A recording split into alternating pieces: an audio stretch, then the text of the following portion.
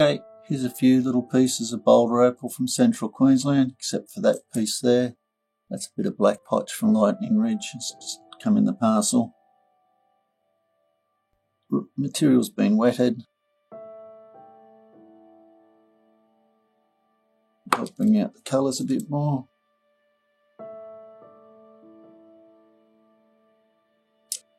It's really just a practice, get the feel for boulder type material. There's a little pipe perhaps.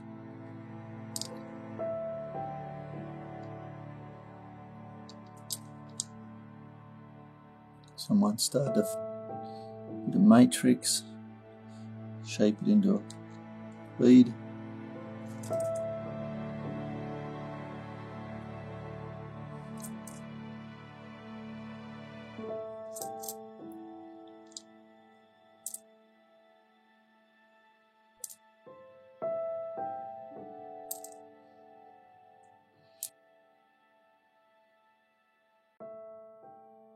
That's a nice little stone. The rest of the materials I would suggest just look at it as practicing, get the feel for the boulder. Anyway, I hope you've enjoyed. Cheers.